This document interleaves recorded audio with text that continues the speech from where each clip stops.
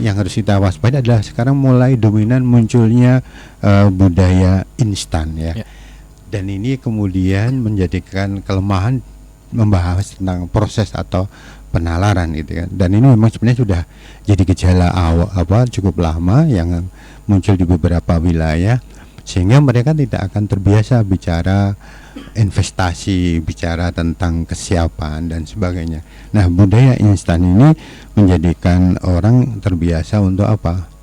Lari dari masalah ya. Kenapa kita perlu menyiapkan generasi muda untuk paham dengan tantangan? Karena memang kalau kita bicara tentang keberlangsungan hidup suatu bangsa atau negara ini memang sangat ditentukan dari kualitas generasi penerusnya. Nah, kalau kita bicara tentang kualitas generasi penerus, tentu saja ini menjadi pemikiran banyak pakar mestinya, karena tidak mungkinlah kita bicara tentang generasi penerus hanya diserahkan pada mereka-mereka yang dalam tanda petik mungkin tidak kompeten ya.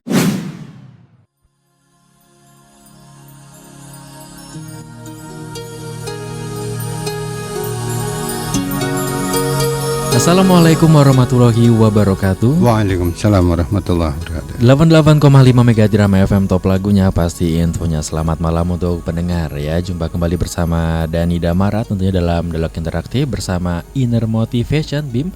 Tepat di hari Rabu di 7 Januari 2026 ya. Dan selama 1 jam ke depan kita akan membersamai pendengar tentunya di mana saja berada ya. Dan sebelum masuk ke tema kita sapa terlebih dahulu narasumber yang sudah hadir di studio Radio Rama FM. Selamat malam untuk Bapak Pram Prasetya Ahmad. Selamat malam Mas Dani. Assalamualaikum warahmatullahi wabarakatuh. Waalaikumsalam warahmatullahi wabarakatuh. Oke Pak Pram, mungkin sebelum masuk ke tema kita pada malam hari ini, mungkin ada yang disampaikan terlebih dahulu, monggo Pak Pram. Baik. Para pendengar Rami yang berbahagia, Assalamualaikum warahmatullahi wabarakatuh. Alhamdulillah kita bertemu kembali di awal tahun baru ya, 2026 ya. Semoga di tahun baru ini para pendengar tetap semangat, tetap memiliki motivasi dan keinginan yang kuat untuk terus berprestasi. Para pendengar Rami yang berbahagia, ada baiknya di awal-awal tahun baru ini kita senantiasa refresh kembali, mulai dari niat, kemudian tekad, motivasi, lalu kemudian membangun afirmasi, istilahnya keyakinan yang kuat terhadap upaya pencapaian cita-cita, upaya yang juga mungkin untuk yang sudah usia ini terkait dengan keyakinan untuk tetap semakin sehat ya kan? Kemudian semakin bermakna, ada kemampuan untuk terus berguna untuk generasi yang berikutnya.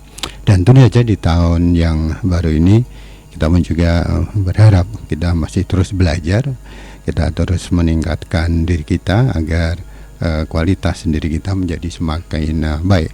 Dan tentu saja begitu kita masuki tahun baru, apa yang telah lewat, apa yang telah terjadi, apa yang telah kita berhasil kita hadapi menjadi catatan-catatan hikmah. Dan tentu saja pahami tidak ada yang sempurna di dalam kehidupan, dan yang utama adalah kita terus memperbaiki diri, dan harapannya setiap hari, setiap bulan berganti, dan setiap tahun berganti ada peningkatan yang lebih baik, utamanya terkait dengan pendewasaan jiwa dan terkait dengan misi besar kita di dalam kehidupan. Demikian Mas Dani. Siap Pak Pram, oke, terima kasih. Dan untuk pendengar nih, dengan tema kita pada malam hari ini adalah tantangan generasi muda di era global. Karena setiap generasi kayaknya ada tantangannya pasti Pak Pram. Iya, ada banyak tantangannya. Jadi selama 1 jam ke depan tuh yang mau bertanya-tanya bisa di 081392696815. Nah Pak Pram nih, bisa disampaikan terlebih dahulu untuk latar belakang kenapa kita mengangkat tema ini. Monggo Pak Pram.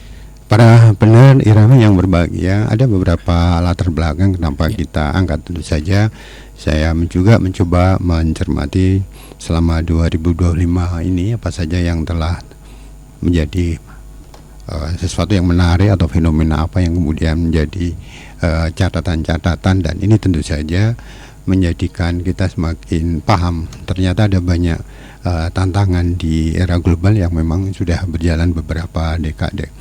Nah, yang pertama begini, bahwa kalau kita bicara tentang menyiapkan generasi penerus ya, karena kalau kita bicara generasi muda kan pokoknya bahwa dia kan penerus ya, betul. generasi penerus ya. Kalau orang tua ya berarti generasi penerusnya adalah anak-anak, cucu dan seterusnya. Kalau bangsa ya mereka yang masih sekarang belajar. Nah, kalau kita bicara menyiapkan generasi penerus adalah hal yang tidak mungkin instan ya. Tidak mungkin instan. Semuanya harus melalui proses ya, proses bertahap. Orang kalau belajar aja nggak ada yang instan ya, apalagi belajar berenang ya. Betul. Buku teori berenang mungkin hanya 3 lembar, tapi kalian baca belum tentu bisa. Nah, artinya sekali lagi kita tidak bisa instan kalau kita bicara tentang generasi penerus. Nah, selain tidak instan, yang harus kita juga pahami adalah bahwa kita perlu untuk kemudian istilahnya waspada terhadap hal-hal yang kemudian menjadi ada ketidakpastian ketika kita bicara tentang menyiapkan generasi muda sebagai generasi penerus ya.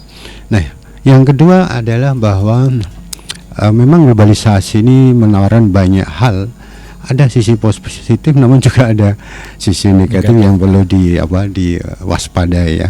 Karena dunia maya ini adalah dunia yang kadang-kadang kesulitan untuk dikendalikan kan. Bahkan pemerintah sendiri pun juga tidak mudah untuk bisa mengendalikan.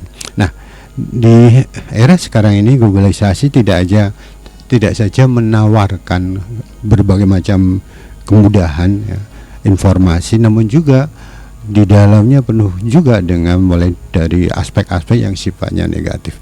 Nah, tentu saja kalau kita tidak waspada ya yang ibarat masuk hutan yang lebat dengan penuh hewan liarnya ya, kalau tidak waspada kita lah yang jadi dimakannya. Nah, kemudian yang ketiga, para pendengar yang berbahagia, kenapa kita perlu menyiapkan generasi muda untuk paham dengan tantangan? Karena memang kalau kita bicara tentang keberlangsungan hidup suatu bangsa atau negara ini memang sangat ditentukan dari kualitas generasi penerusnya.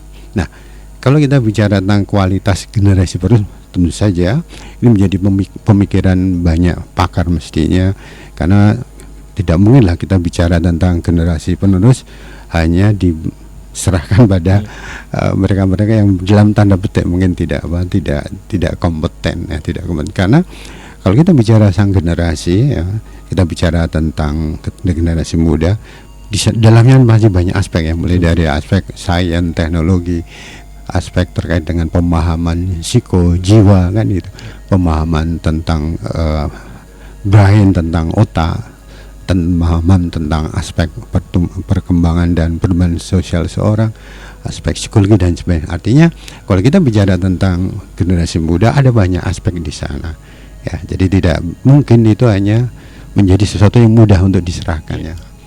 Makanya kadang-kadang kalau mohon maaf umpamanya survei 5 di sekolah, coba dibuat pertanyaan, milih 5 atau 6 ya itu bukan bicara pendidikan, hanya sekedar untuk memilih 5-6. Kalau kita bicara mana yang lebih baik ya perlu ada kajian dari banyak pakar. Nah, itu salah satu contoh. Jadi kita harus pahami bahwa generasi muda ini menjadi hal yang utama pada saat kita paham bahwa suatu saat generasi yang tua itu akan digantikan oleh mereka. Nah, kemudian yang keempat, para pendengar yang berbahagia, bahwa yang namanya persaingan antar bangsa itu adalah hal yang tidak pernah berhenti. Jadi jangan dikira bahwanya kita ini bikin hubungan diplomatik ya, baik-baik saja, damai-damai saja. Namun sebenarnya persaingan antar bangsa itu tidak pernah berhenti ya, tidak pernah surut. Bahkan persaingan jadi sangat luar biasa. Banyak negara-negara besar dengan banyak caranya gitu kan. Kita lihat seperti sekarang ini dengan luar biasa bagaimana mereka bertahan untuk kepentingan bangsanya, meskipun dengan cara yang ya mungkin tidak nalar gitu ya. Kalau kita bicara tentang hukum-hukum internasional itu jadi suatu tidak nalar, namun itu kan mereka juga bicara tentang bangsanya dia. Nah, demikian pula kita, kalau kita harus pahami bahwa sebenarnya persaingan antar bangsa ini menjadi hal yang harus kita pahami. Artinya kita harus pastikan mereka yang akan meneruskan istilahnya estafet kepemimpinan itu memang kita siapkan ya, kita siapkan. Nah ini yang kadang-kadang menjadi hal yang tantangannya tidak sederhana ya, tidak sederhana. Nah kemudian yang kelima, bahwa setiap bangsa, setiap negara pasti dia memiliki yang namanya identitas ya, punya yang namanya ciri-ciri karakter, punya kekhasan, punya jiwa bangsa yang memang itu harus dijaga. Kenapa harus dijaga? Karena memang itu adalah kekhasan dari bangsa itu ya. Karena setiap bangsa pasti dibentuk dari nilai-nilai yang berkembang di negara itu atau di bangsa itu ya. Sebenarnya kalau kita umpamanya sebagai bangsa Indonesia, kita merdeka dengan istilah negara proklamasi, dengan nilai-nilai dasar Pancasila, Undang-Undang Dasar 45, itu menjadi sesuatu yang sifatnya harus kita tidak hanya sekedar kita pahami, namun menjadi sesuatu yang harus kita implementatifkan di dalam kehidupan sehari-hari ya. Pancasila semuanya ya harus kita pastikan kita tetap menjadi bangsa yang memiliki ciri ketakwaan ya, ketuhanan Maha Esa itu berarti harus beragama dan pelaksanaan ibadah sebagaimana agama masing-masing. Kita harus punya ciri pemahaman tentang hak ya, karena kemanusiaan itu kan terkait dengan hak. Kita harus punya ciri nasionalisme karena Pancasila mengharuskan persatuan. Kita harus punya ciri memiliki jiwa demokrasi, musyawarah karena itu ada sila agama, dan kita harus punya ciri untuk menciptakan keadilan ya. Artinya bukan kemakmuran kelompok, bukan kemakmuran individu. Nah ini kan menjadi suatu hal yang harus kita jaga. Jadi jangan sampai mohon maaf kita bangga Indonesia punya banyak orang-orang kaya yang asifis itu. Padahal yang kalau kekayaan itu dipilih dari merusak negara, alam sekitarnya, itu kan menjadi hal yang tidak pas ya. Karena memang ciri kita adalah keadilan sosial. Nah kemudian yang keenam adalah bahwa ya ini nanti mungkin kan kita bahas, dan mungkin ya sekilas aja karena memang sekarang ini begini, dari data, dari kondisi yang ada ya, kita bisa melihat bahwa ada hal-hal atau fenomena yang itu cukup memprihatinkan yang ada di kalangan generasi muda. Kalau kemudian kita kaitkan dengan dengan masa depan, dan ini menjadi sesuatu yang harus harus diingatkan ya. Kan era sekarang itu mengingatkan menjadi hal yang dalam tanda petik itu cukup mahal, karena memang sebagian besar generasi muda memang nggak mau diingatkan. Diingatkan. Artinya dari beberapa pencermatan terhadap generasi muda memang istilahnya butuh diingatkan. Tentu saja kita butuh cara yang tepat untuk mengingat. Namun yang penting sang generasi muda ini harus kita beri bekal dan kita ingatkan agar waspada, agar suatu saat ketika dia harus menjadi orang yang mandiri, dia sudah memiliki kualitas, kualifikasi, kompetensi yang handal. Nah itu beberapa latar belakang. Oke, nah itu terkait dengan latar belakang, terkait dengan tema kita, ini tantangan generasi muda di era global. Sekali lagi untuk pendengar yang mau bertanya-tanya, ini bisa di WhatsApp kita di 081-392-696-815, dan masih sampai jam 9 malam nanti menemani pendengar di bersama Intermotivation. Dan Pak Pram nih, kondisi apa saja nih Pak yang perlu kita pahami terkait dengan tantangan generasi muda di era global? Monggo Pak Pram. Para pendengar yang berbahagia, ya mungkin keterbatasan saya di dalam mencari data, namun saya menyampaikan ya paling tidak saya harus punya sumber data. Artinya bukan sekedar menyampaikan fiksi atau apa. Yang pertama, beberapa kondisi yang menarik atau kondisi yang memprihatinkan, umpamanya begini. Di 2025 itu kita tercatat ada prestasi nih, peningkatan peningkatan omset judi online. Wah, itu luar biasa. Yang kemudian memprihatinkan lagi adalah keterlibatan para pelajar, dan yang menarik itu di evaluasi 2025 keterlibatan anak di bawah 10 tahun. Itu angkanya luar biasa ya. Di bawah 10 tahun. 10 tahun ya Pak. Kalau tidak hampir sekitar berapa dia? 80 ribu anak-anak di bawah 10 tahun yang ikut judi online. kalangan TNI Polri itu ada 97.000. Nah itu angka-angka yang artinya apa? Artinya ya harus kita pahami ini menjadi sesuatu yang bukan yang apa ya, bukan yang baik kan. Apalagi jumlah pelajar mahasiswa itu angka yang pemainnya lah yang ikut judian itu udah mendekati 1 juta sendiri. Nah, omsetnya apa? Berapa besar di tahun 2022? Sekali lagi, ini data dari PPATK ya, Pusat Pengawasan dan Analisis Transaksi Keuangan, gitu ya. Pak Ivan, siapa itu kepalanya, itu bilang bahwa angkanya sudah di 2025 ini kan 1.200 triliun. Waduh. Dari yang tadinya 900 triliun, jadi peningkatan 300 triliun. Nah, angka ini jadi menarik. Coba kalau saya mencoba mengkomparasikan dengan angka anggaran pendidikan kita. Anggaran pendidikan ya. Di APBN itu 757 triliun. 757 triliun. Jadi jauh sekali kan dengan judi online. Kemudian tunjangan untuk bapak ibu guru itu di angka 200-an triliun. Artinya apa? Artinya omset judi menjadi hal yang luar biasa. Sehingga beberapa pakar telah menjelaskan bahwa kita ini sudah darurat itu ya, darurat judi online. Sudah segitu kan, angkanya luar biasa ya. Kemarin kita katakanlah di viral, ini Menteri Keuangan melontorkan dana ke Bank Danantara 200 triliun nih. Seberberapanya deh. Berseberberapanya. Ya, kan? Oke, anggaran Pemda maunya kalau Borojo ini sekitar 2 triliun setahun gitu ya. Itu 1.200. Artinya ada kondisi yang kemudian harus kita pahami. Dan yang menarik lagi tadi ya, kita sudah masuk ke kelompok negara-negara penjudi online yang kelompok besar ya, kelompok besar. Nah, kemudian ada beberapa hal yang kemudian muncul, namanya kita ini sudah dicatat sebagai negara pengguna TikTok terbesar, mengalahkan Amerika Serikat. Padahal jumlah Indonesia dan Amerika banyak gitu. Tapi pengguna TikToknya kita yang besar. Jadi agak apa ya luar biasa ya. Kalau nggak di sekitar 187 juta pengguna TikTok di Indonesia. Nah, kemudian juga yang tidak kalah prihatinnya adalah terkait dengan tadi angka-angka ya, angka judi. Tapi yang lebih ngeri lagi adalah kalau saya mencatat adalah peningkatan jumlah pemain atau yang mengikuti itu sudah di angka 8,8 juta.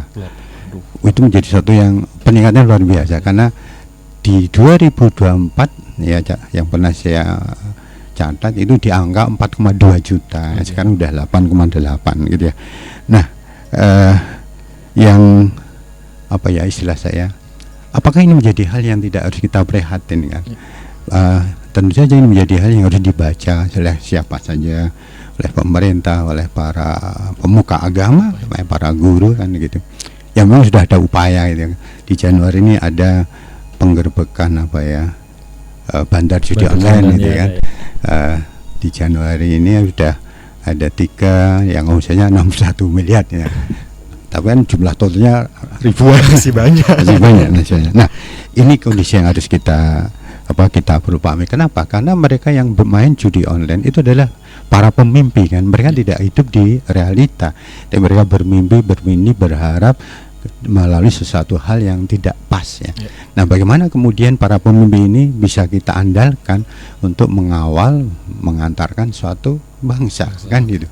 Karena apa? Karena dia tidak akan terbiasa berpikir, bertindak, menyusun rencana, kemudian juga membangun strategik. Nah, artinya apa?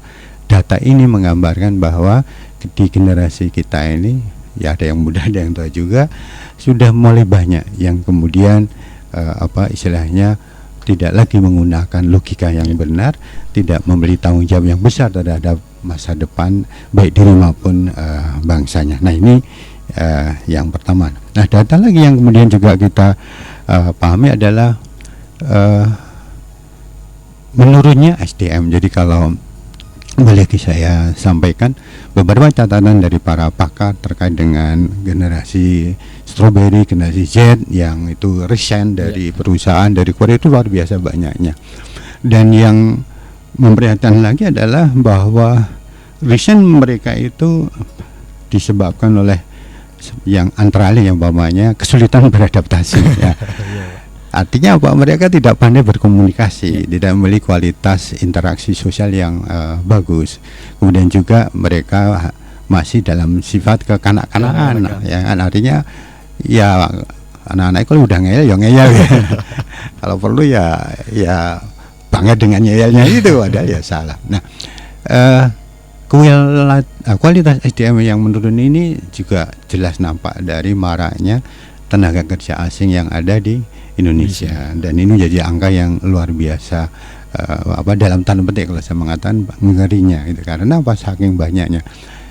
Memang awalnya tenaga asing itu perlu, iya kalau itu di level tenaga ahli gitu kan, mungkin terkait dengan peneliti, mungkin dengan engineering, terkait dengan aspek apa yang memang kita butuh. Namun yang muncul kan tenaga kasar gitu ya, yang itu ada dan itu datang, dan itu diperkenankan selama ini. Nah ini yang kemudian kalau kemudian semakin ke arah sini, kemudian SDM kita semakin lemah.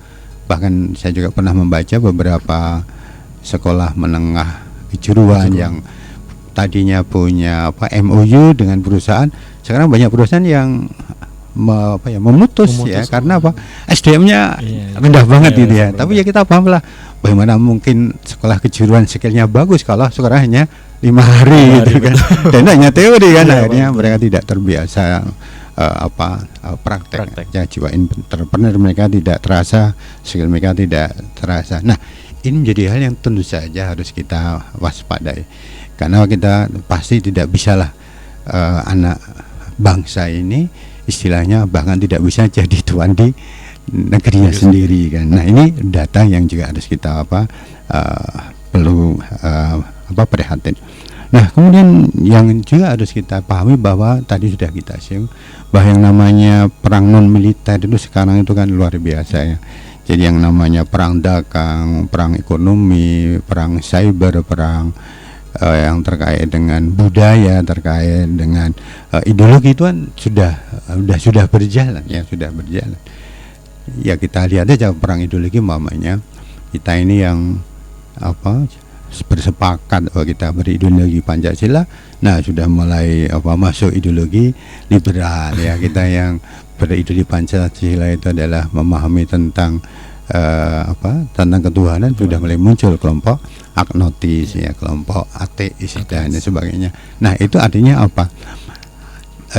Di internal bangsa kita pun juga ada orang-orang yang memang kemudian menjadikan dia itu bagian dari ideologi asing, dari misinya negara asing, dari misinya para ekonom asing dan sebagainya. Itu sesuatu yang sudah berjalan ya. Karena memang itu sejak zaman dulu lah, saya juga paham dulu yang namanya ketika kita perang kemerdekaan itu kan yang kita hadapi tidak hanya pasukan penjajah ya, namun juga kalau di dalam bahasa para pejuang namanya anjing-anjing nih kan. Jadi orang pribumi yang memang istilahnya bekerja untuk kepentingan sang penjajah. Nah, perang-perang yang sifatnya non militer ini sesungguhnya sudah berjalan ya, sehingga kalau kita tidak ingatkan, kita tidak waspadai, maka akan hilang yang namanya istilahnya tadi kekasan sebagai bangsa ya, kekasan sebagai bangsa yang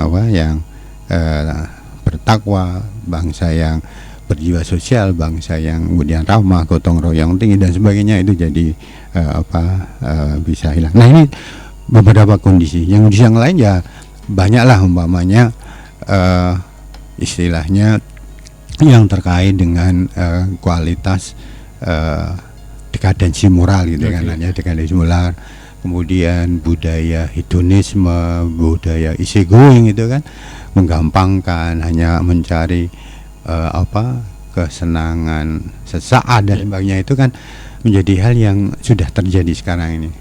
Ya memang ya situasinya seperti itu. Artinya apa? Ya kita harus prihatin dan memang ya kita perlu ingatkan tantangan yang harus dihadapi. Demikian Mas Dani. Nah itu terkait dengan kondisi apa saja yang perlu kita pahami terkait dengan tantangan generasi muda di era global yang ternyata banyak banget, dan salah satunya yang menurut saya yang agak membuat bisa dibilang itu darurat itu tadi ya Pak Pram, yang terkait dengan judi online, penggunaan judi online yang anak di usia di bawah 10 tahun itu udah banyak banget gitu Pak ya. Iya.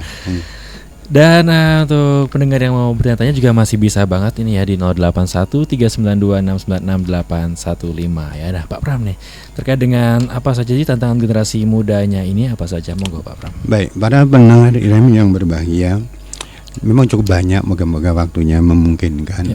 Ya memang saya mencoba merangkum dari beberapa data, saya mencoba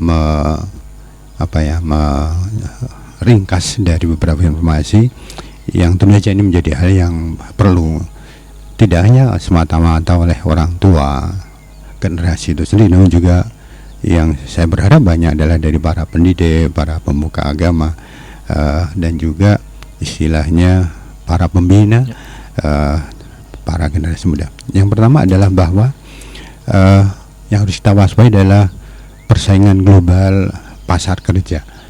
Jadi di era global itu orientasi pada kompetensi itu harusnya dominan. Jadi tidak lagi mengandalkan ijazah gitu ya. Artinya kualitas itu sesuatu yang harus diasah gitu kan. Sesuatu yang harus kemudian terus ditekuni, dan ini menjadi hal yang penting. Tentu saja pemahaman tentang pasar global ini, kita tidak lagi bicara tentang dunia kerja dalam negeri. Namun di dalam negeri pun udah mulai muncul kan para pesaing dari luar negeri dan sebagainya ya.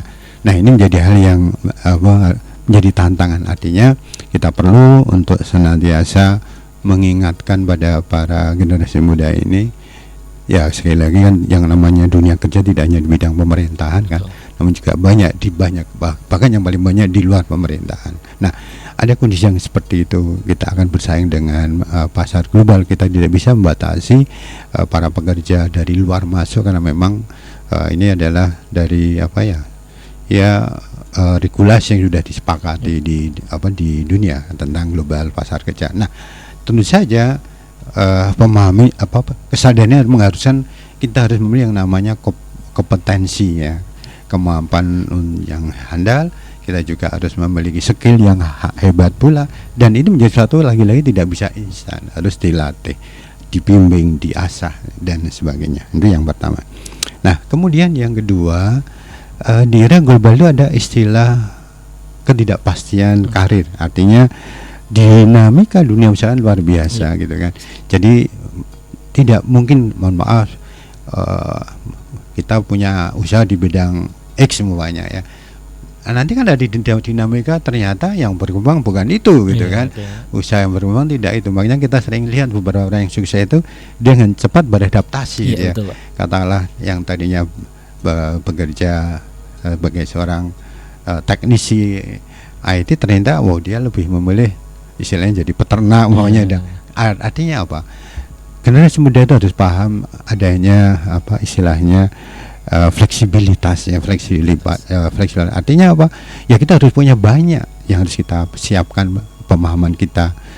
Artinya jangan sampai kemudian semata-mata mudah punya cita-cita yang dipelajari hanya pelajaran-pelajaran yang dia minati, padahal ada yang lainnya yang justru kalau kemudian kita belajar juga boleh jadi itu juga menjadi peluang. Karena sekali lagi dinamika di era global itu sangat tinggi, sehingga harus tetap fleksibel. Namun yang penting juga harus tetap tangguh. Nah ini tangguhnya orang itu kan perlu dilatih ini ya. Ketegaran orang perlu dilatih gitu ya. Saya seringkali kalau membaca tanda tangan anak-anak sekarang itu, wah ini ketangguhannya perlu dipertanyakan. Perlu diingatkan. Karena apa? Ya kalau dari grafologi umpamanya kita kan dengan mudah bisa melihat bagaimana ketangguhan orang itu lemah ya. Umpamanya cirinya orang yang ketangguhannya kurang adalah suka menggunakan huruf kecil di tanda-tanda paling awal. Ini udah nampak, karena kecil itu kan sifat inferior, harusnya huruf kapital umpamanya gitu kan. Kemudian terlalu banyak garis yang sifatnya melengkung gitu ya. Melengkung itu artinya membulat, dan itu menggambarkan enggan menghadapi tantangan ya, maunya zona aman ya.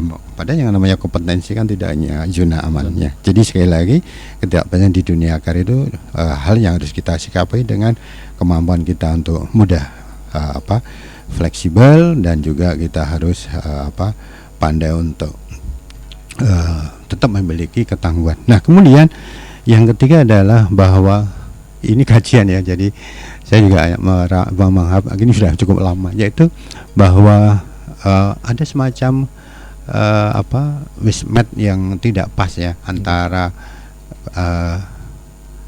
kelulusan dengan pasar dunia kerja ya, link in mismatch itu ya. Nah, skill yang tidak tidak bisa dijual atau di dunia kerja itu kan menjadi ketika dia lulus kan dia tidak bisa terserap gitu kan. Makanya sejak dulu saya mencari dan kayaknya belum ada solusi ya. Jadi antara dunia kerja dan dunia pendidikan itu harusnya duduk bersama gitu kan. Akhirnya mereka yang ya di kementerian yang terkait dengan generasi muda, pendidikan dan sebagainya itu ya harus bersama-sama dulu ketika bicara tentang generasi muda, karena tidak mungkin lah kita bicara pendidikan cukup menteri pendidikan gitu kan. Karena tadi link and match itu kan kita harus pastikan dunia industri umpamanya membutuhkan kualitas apa untuk sekian tahun ke depan.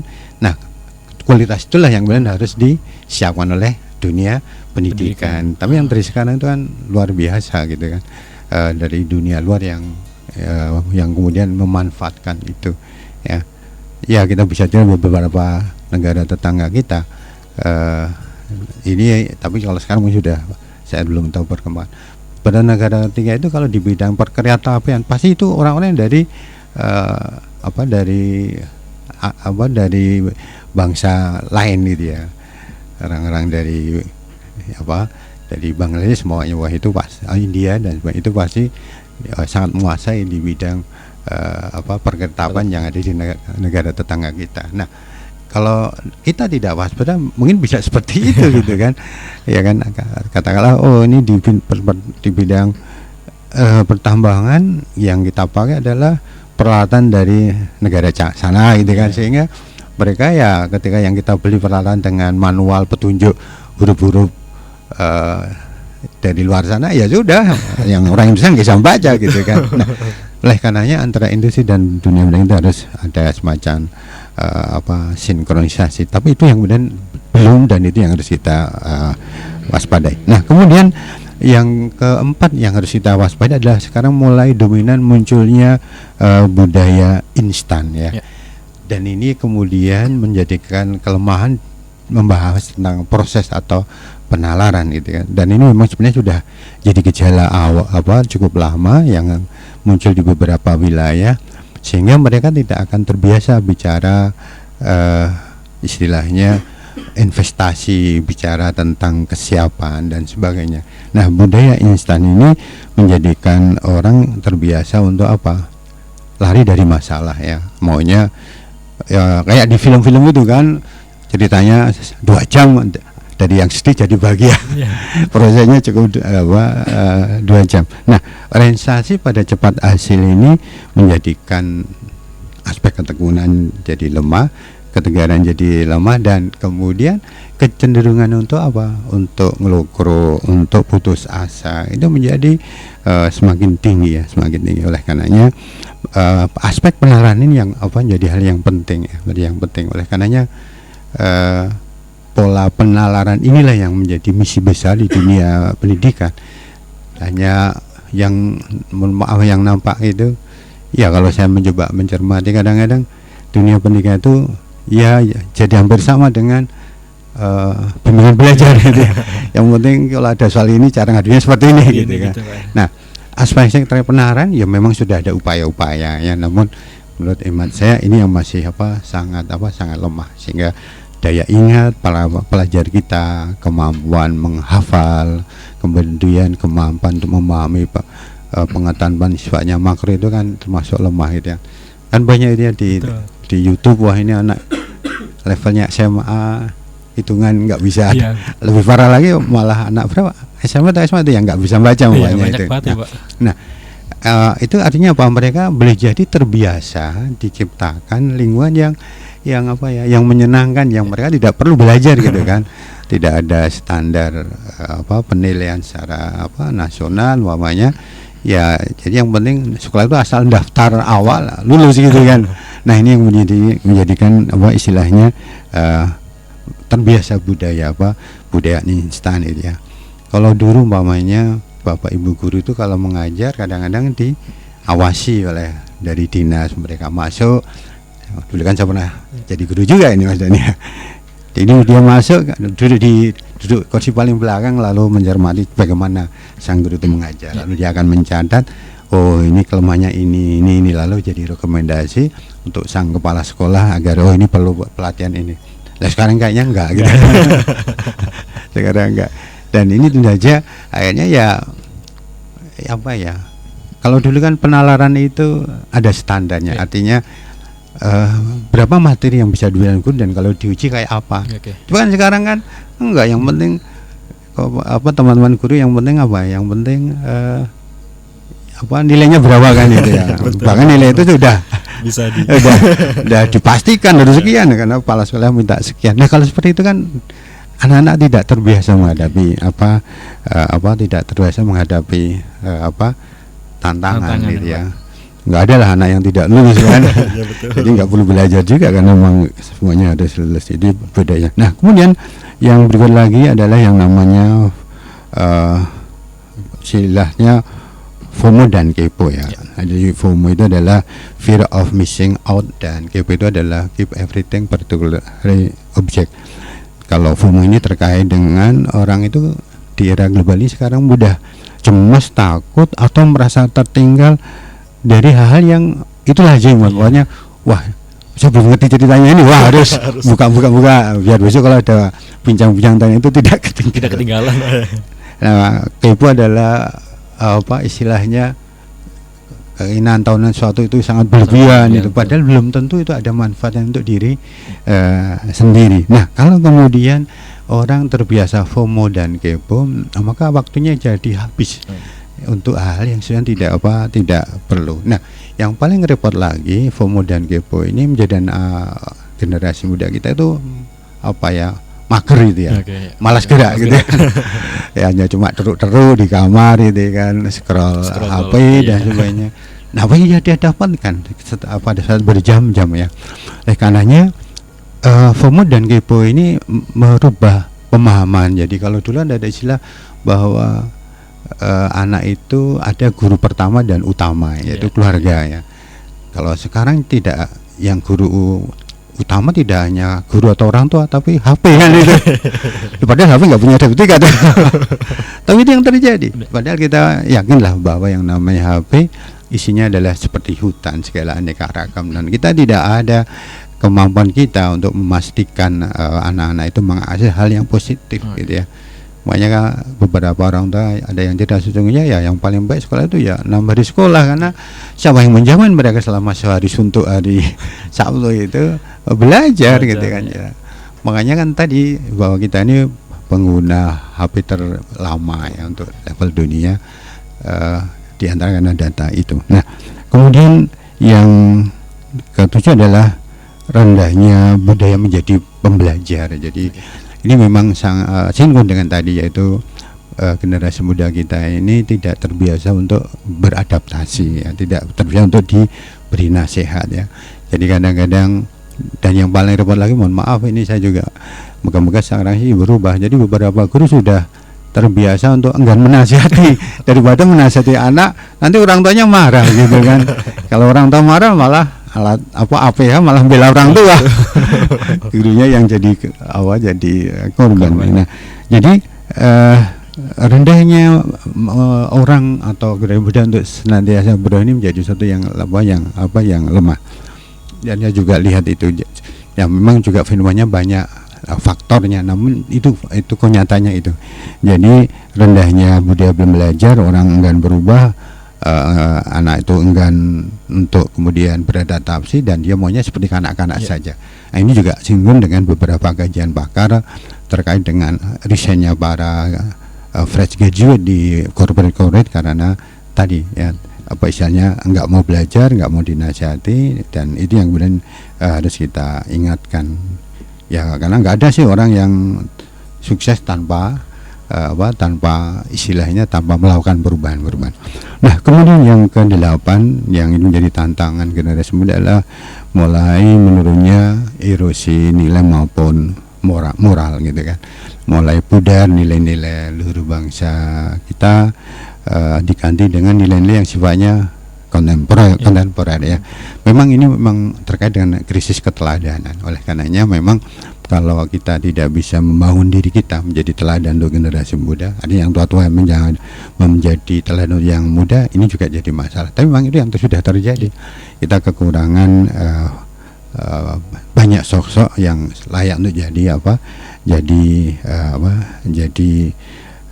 teladan. Nah, menurutnya krisis erosi nilai-nilai maupun pudarnya nilai-nilai hulu dan juga dekadensi moral ini memang nanti berdampak pada yang namanya arah hidup. Jadi sekarang jadi banyak orang yang kemudian istilahnya kehilangan arah hidup.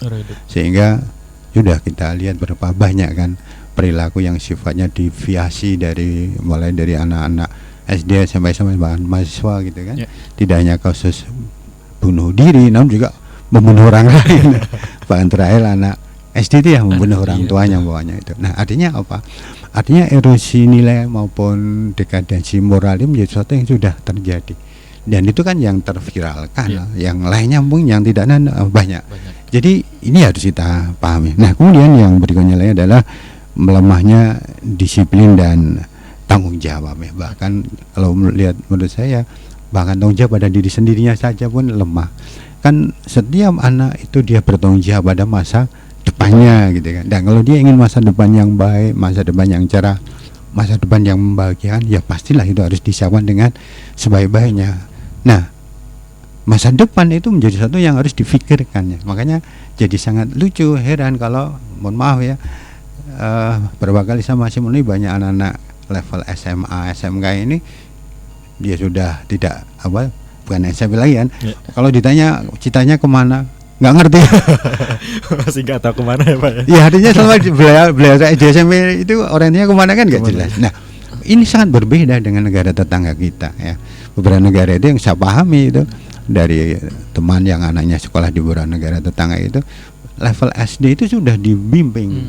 Kamu ini cita-citanya mau apa gitu kan. Lalu diminta untuk memfokuskan, artinya kalau kamu ingin punya cita-cita itu kira-kira kapan itu dihitung SD berarti SD berapa tahun, SD berapa tahun, kemudian sekolah lanjutan berapa.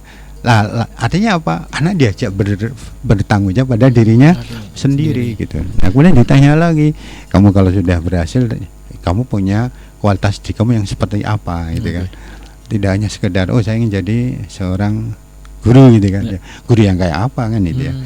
Guru yang istilahnya suka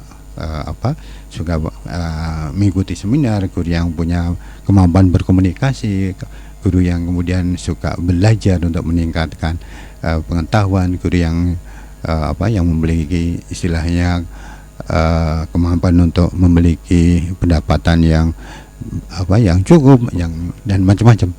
Dan juga dia akan dibimbing setelah itu kamu bisa punya apa gitu ya. Itu menjadi sesuatu yang dibimbing di dalam dunia pendidikan di beberapa negara tetangga kita. Yang saya pernah lihat umpamanya ada satu kelas di dalamnya ini SMP ya di negara tetangga kita.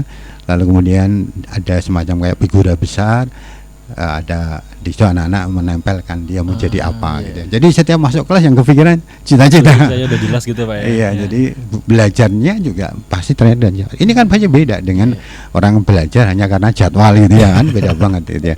Nah, itu artinya apa? Kita memang harus melatih ya generasi muda untuk memahami disiplin dan tanggung jawab. Nah, ini yang memang harus harus dilatihkan sejak dini ya, sejak pendidikan awalnya. Tapi ya kadang-kadang ya miris juga kalau kemudian ada guru yang lapor, Pak Pram bilang saya sudah mengingatkan malah saya ditantang. Wah ya repot juga memang sudah seperti itu ya. Ada itu seorang guru sudah dia mencoba ingatan siswa satu di SMA SMA negeri gitu ya. Mas kamu kok nggak pakai atribut gitu kan? Apa kata sang murid? ibu ini bagian tim penegak hukum Pak. Dijawab ya Pak. Tidak, kemudian iya terima kasih, enggak ya malah ditantang. Nah, padahal yang namanya disiplin itu ada sesuatu yang harus dilatihkan sejak awal. Sekali lagi itu menjadi hal yang harus dilatih sejak awal. Makanya kalau yang juga beri juga umpamanya, ya mohon maaf saya masih melihat, udahlah kalau malam minggu kita jalan-jalan mulai dari arah jalan Jogja sampai ke Jalan Kuda aja. Itu yang namanya grup-grup weng-weng ya. Wah, banyak banget kan. Ya. Dan itu sampai ketika di sekolah pun ya masih tetap pakai sepeda motor yang knalpotnya di filternya dilepas itu. Iya. Bisa melihat itu karena pakai seragam pagi hari. Wah, masalah sekolah. Lah mestinya kan harus ditegur seperti itu kan. Harus ada semacam karena apa? Bukan semata-mata aspek disiplin sesuai dengan ketentuan undang-undang lalu lintas, namun juga itu kan menjadi aspek yang kemudian kalau kita tidak peka kan kita melakukan pembiaran terhadap ketidakpekaan sosial ya, mengganggu dan sebagainya. Ya cuma kadang ya lucu juga penanganannya dengan pasang spanduk. Kenapa dilarang ya betul tidak jadi solusi, kamu saya nggak solusi. Tapi yang jelas itu contohnya bahwa memang kita bertemu dengan kondisi disiplin yang yang rendah. Ada yang kemudian menarik juga, ya mohon maaf saya kadang mencermati bagaimana mereka ini anak-anak gitu. Kadang-kadang ada beberapa yang bahkan suka memamerkan keliarannya gitu ya. Iya, betul. Keliaran biar orang paham saya ini liar, sehingga kalau pas lalu lintas merah ya tutup jalan gitu ya. Nah, itu satu satu contoh. Artinya ketika orang tidak terbiasa mengendalikan diri, disiplin latihan mengendalikan diri, maka dipastikan kelak di dunia kerja yang akan datang dia akan sulit beradaptasi gitu kan. Jadi dia maunya ya semaunya ya. Dunia kerja nggak ada yang seperti itu ya, dia pasti membeli yang namanya SOP standar yang harus disepakati bersama ya. Nah, kalau orang kemudian tidak disiplin berarti dia tidak terbiasa untuk memahami yang namanya batasan-batasan gitu ya. Artinya tidak terbiasa untuk mengikuti pola yang sudah diatur secara regulasi ya. Makanya kalau mohon maaf kalau sekarang sih kayak masih juga ya. Dulu itu kalau kita ke negara tetangga kita, kalau ada antrean mau naik kereta, naik bus atau naik lift ya, kok itu tidak berbaris bisa dipastikan. Kali itu itu masih orang Indonesia. itu karena begitu ya. Itu orang Indonesia Pak. Kenapa ya? Karena enggak disiplin, enggak berbaris ya, semuanya gerombol di pintu Pak ya. Kan harusnya ada mana yang posisi keluar, mana yang posisi untuk untuk masuk ya. Makanya kalau yang namanya antrean di tempat kita itu yang memang harus dipakai kayak ular-ular gitu kan, karena kalau terbuka umat nggak terbiasa baris tidak terbiasa baris ini. Nah, kemudian yang ke-10 ini tantangan Indonesia adalah bahwa semakin banyaknya yang namanya tekanan psikologi, depresi. Ada yang kemudian menggunakan istilah overexposure. Artinya istilahnya mereka memiliki situasi karena informasi harus begini harus begitu, sehingga mengharuskan untuk memilih banyak terlalu banyak informasi yang kadang itu tidak perlu ya. Depresi ini bisa juga muncul karena apa? Karena kadang-kadang generasi muda kadang-kadang tidak paham antara prestasi dan prestise gitu kan.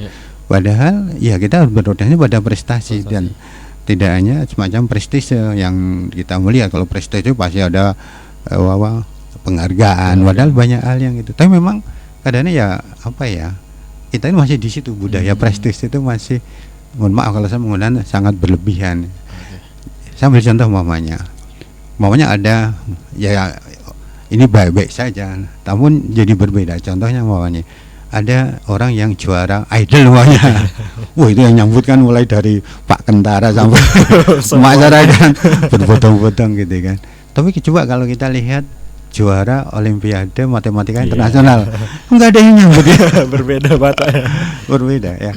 Saya pernah dapat cerita itu ada orang Magelang gitu ya, juara matematika internasional Pak ya. Ya ketika dia pulang yang jemput adalah menggunakan mohon maaf mobil kecamatan gitu ya. Tidak kemudian gubernur atau bupatinya kan mobil. Itu maknanya apa? Maknanya masih sangat minimnya budaya menghargai prestasi ya, prestasi. Ya masih ke hal yang itu. Tapi kalau sudah prestasi pun ya kadang-kadang ya cukup berlebihan juga ya, berlebihan. Tapi yang itu yang sudah terjadi. Tapi yang jelas dari banyak hal-hal yang kayak gitu, tawaran yang ini itu akhirnya ada yang namanya over exposure, di mana istilahnya orang harus menjadi kepikiran ketika harus ini gitu dan dia tidak mampu. Nah, kemudian yang ke-11 adalah menurunnya empati dan interaksi sosial. Nah, ini yang kemudian kita tidak terbiasa menghargai karya orang lain. Kita tidak terbiasa untuk kemudian memberikan apresiasi pada karya orang lain. Nah, interaksi sosial pun juga mulai banyak yang berubah. Meskipun kita harus akui, kalau dulu kan dikenal relasi sosial, sekarang kan relasi digital gitu kan. Tapi memang ya itu aja ada plus minusnya. Tapi kalau kita bicara tentang melatih kemampuan empati, simpati, itu ya memang tidak bisa digantikan semata dengan digital ya, karena kita tidak ngerti ekspresi, kita tidak ngerti bagaimana kita mensikapi ketika ada perubahan ekspresi. Tapi kalau kita kemudian berinteraksi langsung, kita jadi paham, oh ya, saya harus beradaptasi, saya harus mengurangi intonasi suara, saya harus mengurangi emosi ini itu. Tapi kalau yang digital kan tidak ya. Tapi yang ada ya kalau ya paling pakai ya marah ya pakai simbol-simbol kan. Tapi tetap itu tidak melatih yang saya maksudkan tadi ya. Nah, padahal yang namanya nilai-nilai empati, simpati ini menjadi hal yang harus dilatihkan agar kecerdasan, kan kita ada macam kecerdasan, ada intellectual quotient, emotional quotient, spiritual quotient. Nah, emotional quotient ini akan sangat minim kalau kemudian orang itu tidak berusaha untuk melatih kecerdasan sosialnya. Padahal yang namanya kecerdasan sosial yang rendah kan berdampak pada apa? Egoisme, individualistik. Padahal kan di dunia kerja kan kita harus bersinergi, berkolaborasi. Kalau kemudian terbiasa individualistik ya bagaimana kemudian dia bisa beradaptasi. Makanya memang perlu untuk melatih kerjasama dan sebagainya. Nah, kemudian yang berikutnya lagi adalah menurunnya nilai-nilai kebangsaan gitu ya. Ya, ini juga beberapa pengamatan. Makanya kalau hari besar nasional kan harus diingatkan pasang bendera. Kalau nggak diingat ya nggak pasang. Adalah kita hari besar nasional kan banyak ya. Ya, tidak hanya 17 Agustus namun juga 5 Oktober, 10 November gitu kan, contoh itu ya. Kartini 28 Oktober umpamanya itu kan. Tapi ya itu tadi, kalau kemudian tidak ini jadi tidak. Nah, kalau kemudian orang sudah mulai tidak memahamkan tentang nilai-nilai kebangsaan, nah itu identitas sebagai anak bangsa di era global jadi tidak bagus ya. Padahal ini penting ya, ini penting. Jadi identitas itu penting, bukan semata-mata terkait dengan aspek pribadi, tapi identitas nasional ini juga menggambarkan tentang aspek makronya. Oleh karena sebenarnya yang namanya pelajaran sejarah ini menjadi sesuatu yang mestinya tetap dikuatkan, karena dari sejarah lah kita jadi mengerti mana proses sejarah yang kemudian kita dapat ambil hikmah positifnya. Ada pelaku yang kemudian bisa kita contoh gitu kan. Namun juga ada pelaku yang harus tidak kita contoh ya. Mungkin dia mengkhianati negara, mungkin dia makar pada negara. Jadi kita paham. Jadi memang sejarah itu menggambarkan ada yang baik dan ada yang tidak baik. Oleh karenanya ya kalau kemudian kita tidak paham sejarah ya repot ya, artinya jadi kita tidak paham tentang kas negeri ini dalam perjalanannya. Nah, kemudian yang ke-13 adalah terkait dengan kesadaran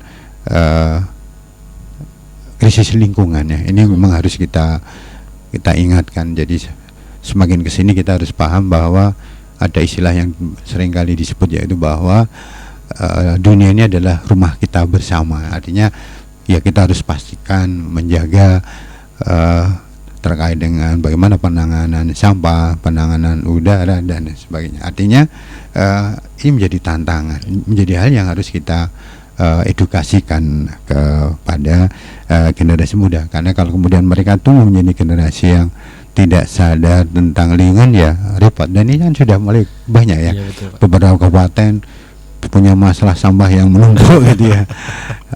Alasannya ya ini karena TPA-nya, tempat penampungan akhir, sudah penuh. Nah, selama ini kenapa nggak disiapkan itu kan kalau diberikan? Artinya sudah bisa dihitung sehari kita ada berapa ton sampah dan estimasinya seperti apa. Tapi yang jelas ini menjadi masalah, tidak hanya masalah sederhana, ini menjadi masalah yang menurut hemat saya cukup besar. Oleh karenanya salah satu yang menjadi, mohon maaf ya, kekasan para supporter Jepang bawahnya ya, kalau dia melihat pertandingan sepak bola, maka kebiasaan dia apa? Itu memungut sampah ya. Dan dia membawa kantong-kantong besar gitu kan. Itu menjadi budaya mereka ya. Nah, ini kalau kemudian kita latihkan di dunia pendidikan kita gitu kan hal yang bisa banget gitu ya, bisa banget. Tapi kenapa tidak gitu kan? Oleh karenanya ya kesadaran tentang krisis lingkungan menjadi hal yang harus kita kita sampaikan. Jangan sampai generasi muda kita tidak paham terkait dengan lingkungan. Dan kemudian yang ini kan waktu yang terakhir gitu. Ya, ini adalah terkait dengan perubahan nilai kerja dan etika ya, atau estetika juga. Nah, yang menariknya begini, semakin kesini itu ya mohon maaf, semakin banyak perilaku kita yang sangat permisif terhadap kesalahan ya. Adanya pembiaran yang keliru di kita biarkan, sehingga akhirnya mulai banyak muncul pola-pola jalan pintas, dan ini yang kemudian akan menjadikan lemahnya integritas, sehingga memang di dunia pendidikan kita harus pastikan kita melatih integritas itu, yaitu kesamaan antara pikir, ucapan dan tindakan. Itu harus kita latih agar kalau mereka menjadi orang-orang yang punya integritas juga, mereka bisa bekerja dengan jujur, amanah dan sebagainya. Padahal kalau kita lihat sekarang ini kan luar biasa kan kasus-kasus yang terkait dengan korupsi, kemudian penambangan ilegal, pengerusakan, dan itu kan gambaran dari lemahnya integritas. Nggak peduli dengan bangsa ini terhadap masa depannya, nggak peduli terhadap yang didapatkan, meskipun itu harus merusak nilai-nilai agama dan nilai-nilai sosial. Nah, ini ada beberapa hal, ada sekitar 14 tantangan yang itu menjadi peran semua pihak untuk bisa kita ingatkan pada generasi muda kita agar kelak mereka tumbuh menjadi generasi penerus bangsa yang kita harapkan. Mungkin itu yang bisa saya sampaikan, dan saya mohon maaf sekali apabila ada yang kurang pas, dan mungkin minggu depan masih kita teruskan karena beberapa materi tidak cukup untuk kita bahas hari ini. Sekali lagi terima kasih dan saya akhiri. Assalamualaikum warahmatullahi wabarakatuh. Waalaikumsalam warahmatullahi wabarakatuh. Terima kasih untuk Pak Pram Prasetya Ahmad yang sudah memberikan materi terkait dengan tantangan generasi muda di era global gitu ya. Dan untuk pendengar jangan kemana-mana, karena setelah ini akan kembali hadir Harmoni Keroncong masih bersama saya Dani Damara. Pastikan tetap nyatu bersama di Irama FM.